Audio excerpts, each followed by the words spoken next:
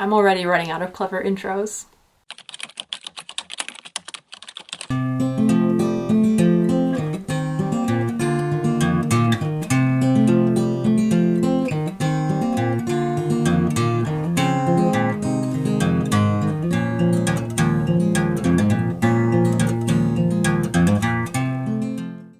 Okay, I'm going to do my best to keep this brief, but I wanted to go over what I got read in January and compare it a little bit with what my TBR had been for January, and then also discuss my TBR for February.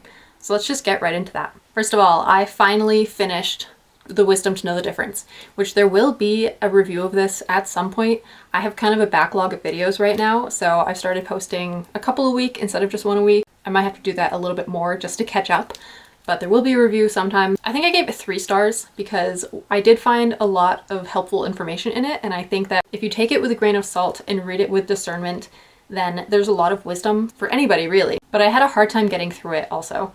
So the writing just didn't flow super well for me, and it took me a long time to read it, but I did finally finish it in January. 3 stars for this one. And then a big priority for me was finishing the Red Queen series, so I did read King's Cage and War Storm in January, which, look at those. I'm pretty impressed with myself that I actually got through all of these and then more. This was not the end of my January reading, which is impressive to me because I am a very slow reader, and yeah, wow. Anyway, I think this is my favorite of the series, but I also did really enjoy War Storm. I think it was a great wrap up to the series, and it had a little bit of an ambiguous ending, but I'm not mad at that either. So again, we'll have or do have reviews for both of these also if you want more in-depth information, and I will have a series review without spoilers coming out in the next week or two. So if you want to know what the series is about and just get an overall view, then check that one out as well. Oh, and I gave the whole series 4 stars. It kind of is more of a 5-star read for me, but we'll call it 4.5. Then I finished When God Writes Your Love Story. Again, we'll have a review coming out in the next couple months whenever I catch up on videos. But this was really lovely and helpful, and I recommend it for anybody who is maybe single and struggling, or just struggling to see God's purpose in their life at this time, or just, I don't know, feels like they're at a standstill. This was really helpful in bringing me peace in this time in my life. So, wonderful book. Probably gave it 5 stars. Honestly, could not tell you. Sorry. And then I read Othello. I read this in one sitting, basically. It took me a few hours, but it was really fun to read it that way. And I give this one 4 stars. It has been my favorite Shakespeare play for years and years and years, and rereading it the other day, it had lost some of its luster, but I do still really like it. I still think that Iago is a fantastic villain, and watch out for the review as it will be coming up at some point. So just be patient, I'll get the reviews out there. 4 stars for this one, I think. And last but not least, I just finished The Picture of Dorian Gray this morning. I've been wanting to read this classic for a while. I read The Importance of Being Earnest, I think last year, and really, really loved it. And I really loved the dialogue in this one also. Oscar Wilde can write some really fun dialogue. So if you like witty back and forth banter, check out The Picture of Dorian Gray, but just know that it is a tragedy. I gave it 4 stars, I believe, because I don't really think that I'll be reading it again anytime soon, and it was not like an absolute favorite, but I still enjoyed it. Honestly, I am so surprised at how many books I got through.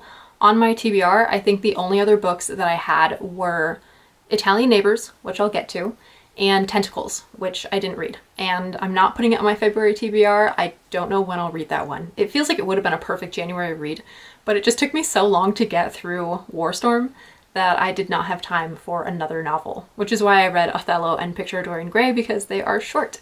But I would say that that's pretty good. I read everything else on my TBR and really surprised myself, and I am ahead of my Goodreads goal by I think like 5 books now, maybe 4.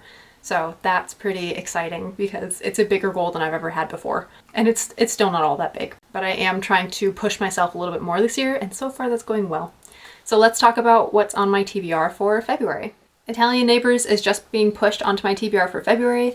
I am about halfway through. I've read 4 or 5 chapters this January, but I didn't get into it until I finished War Storm, so I didn't have a whole lot of time to read. And I was rereading a few chapters because I couldn't remember where I was and the bookmark had fallen out, and I knew that I had read those chapters, but I figured why not just give myself a little bit of a refresher. But anyway, hopefully I can finish this in February. I really don't know. I don't know if I have high hopes. and I will tell you why. I have one goal for February, and it's kind of a big one, so we will get to that in a moment. But this is being pushed onto my February TBR, so wish me luck. And the other nonfiction book that I have on my TBR is Spirit Controlled Temperaments, which I also am not sure that I'll get to because usually I add a book like this to my morning devotions. So that's how I read Wisdom to Know the Difference. And When God Writes Your Love Story, I would do my Bible reading and then my devotional reading and then also one of those books. And I might add this, but I might also just save it for March. But I figured I should give myself the option. Oh, speaking of devotions, adding to my January reads, I did also read all of Genesis and all of Matthew. So I'm going to include those because that is time consuming. Anyway, this is a possibility if I just feel like I need a break and I need some like nonfiction. Let me tell you a little bit about it. So the temperaments are kind of a take on personalities. Like if you're familiar with Enneagram or MBTI, Myers-Briggs, anything like that, temperaments is a similar idea, but there's only 4 of them and it's based way back in like Greek history kind of, or Greek anthropology. I don't know what word I'm looking for, but it's just based on some beliefs of like ancient times, just modernized. So you have 4 temperaments: sanguine, choleric, melancholy, and phlegmatic. And they used to be based on like bodily humors. So if you had more cholera in you, you were angry. And if you were very happy, then you must have had more sanguine or whatever. So those ideas are not held to in this book, but it is a very interesting look at people and how we function and why, and like maybe what our motivations are, what our weaknesses are, what our strengths are. I like this theory especially because there is so much room for growth and it's less of a box. You're not pigeonholed in this one box, which, don't get me wrong, I like Myers-Briggs, but I feel like people who are really into Myers-Briggs tend to think, okay, you're in this little box, and because there's 16 different personalities. So they put people in little boxes and that's how they have to act, and they cannot change and they can't go outside of their box. And I know that not everybody who holds to Myers-Briggs feels that way, but that is kind of how it comes across in my opinion. And the temperaments are very different. First of all, there's only 4, so it's a lot broader. And it is taught in this book, or in this theory, that everybody is a mix of multiple temperaments. And the spirit-controlled part is that the more aligned you are with God and with His Word and with His character, the more even of a spread you'll be of the temperaments. That was a terrible way to put that, but basically you'll just have the strengths of them and fewer of the weaknesses, and you can always grow and change throughout your life. So just because you are more sanguine in your early childhood does not mean that you are going to stay sanguine forever necessarily, or that that is going to be your predominant personality. So I really enjoy that. I have never actually read this. I have just heard a lot from my dad and done a little bit of my own research. So I am really excited to read this at some point. I just don't know if it'll be in February. And let's get to why.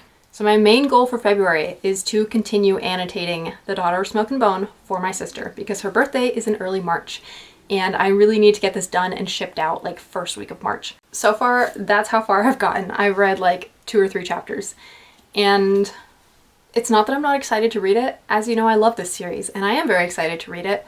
But it is more intimidating when I am having to watch for what I want to highlight, watch for what I want to mark and doodle and flag, and like things I want to say about it.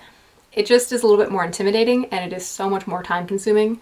So I really just want to get through this one. If I can even ship her just the first book for her birthday, hopefully by the time she reads it, I will have the next one done, and so on and so forth for the 3 books. So this is the main goal for February. This is my only priority. I will mostly be focusing my time on this. I need to get through, I don't know, I'll have to figure out how many chapters I need to read a day or how many pages a week or whatever. Wanna get through this one.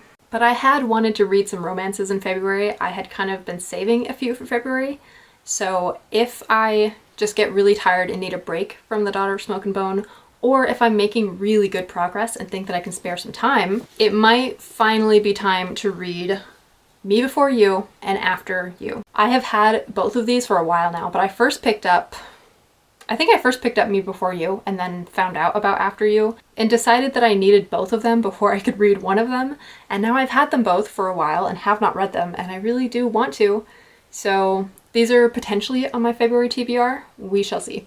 If I don't get to them in February, I'm tempted to just read them in March, but It's a little bit less vibey, I think, in March, but we'll see. Okay, and that is it for this video. Thank you for watching. Let me know what your February TBR is, or if you met your January TBR. Did you do all the reading you wanted to? Was there something you missed? When you don't finish a book for your TBR, do you move it to the next month, or do you just kind of say, yeah, forget it, I'll get to it later? I do a little bit of both, as you can see. Like, I'm not adding tentacles to my February TBR, but I am bumping Italian Neighbors because that is just such a priority and I need to get it read. So I do a bit of both, it just kind of depends. But if you liked the video, please give it a like and subscribe down below so you don't miss videos like this. I usually post every Friday, but I've started posting a little bit more throughout the week just because I have such a surplus of videos right now, and some of them are more time sensitive. Like, I can't wait and publish this one in March or April.